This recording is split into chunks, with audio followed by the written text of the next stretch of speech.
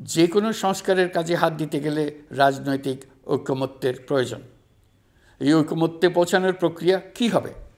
অন্তর্বর্তীকালীন সরকার এভাবে অগ্রসর হবার প্রস্তুতি নিচ্ছে।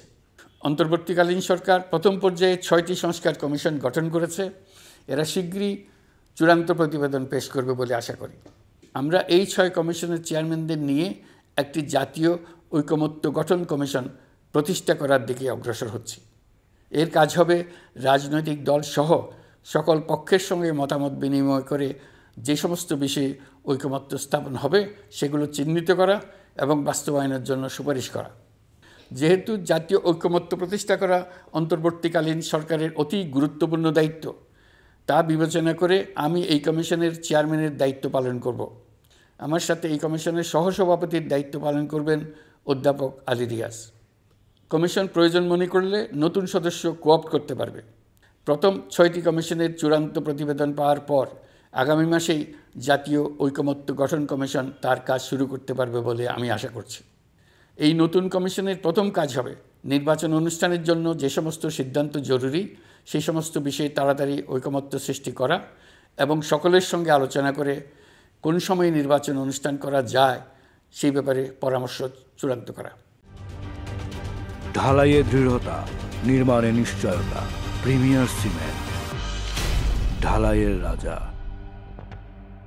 নির্বাচন আয়োজন ও সংস্কার ছাড়াও আপনারা আমাদের উপর অনেকগুলো দায়িত্ব দিয়েছেন। এর মধ্যে রয়েছে অর্থনীতি পুনরুদ্ধার ও মানুষের জীবনমান উন্নয়ন। ফ্যাসিবাদী সরকারের কাছ থেকে আমরা বিপর্যস্ত এক অর্থনীতি পেয়েছি। আমাদের বৈদেশিক রিজার্ভ তলানিতে গিয়ে ঠেকেছিল।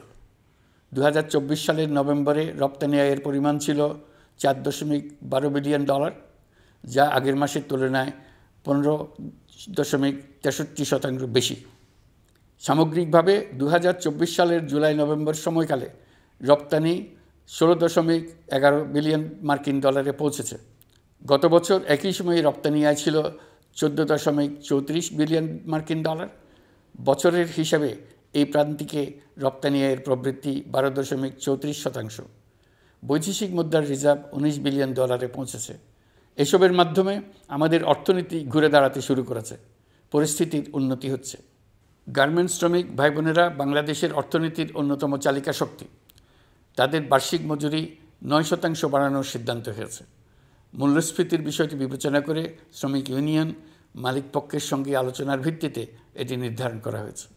মূল্যস্ফীতি নিয়ন্ত্রণে সরকার আন্তরিকভাবে কাজ করছে, স্বীকার করতে দ্বিধা নেই। এক্ষেত্রে কাঙ্ক্ষিত সাফল্য আমরা এখনও পাইনি, তবে আমার বিশ্বাস মূল্যস্ফীতি শিগগিরই কমে আসবে। গত কয়েক মাসে বাজারে কিছু পণ্যের দাম বেড়েছে। আমরা সরবরাহ বাড়িয়ে, আমদানিতে শুল্ক ছাড় দিয়ে, মধ্যস্বত্বভোগীদের দৌরাত্ম্য কমিয়ে এবং বাজার তদারকির মধ্য দিয়ে জিনিসপত্রের দাম কমিয়ে আনার চেষ্টা করছি।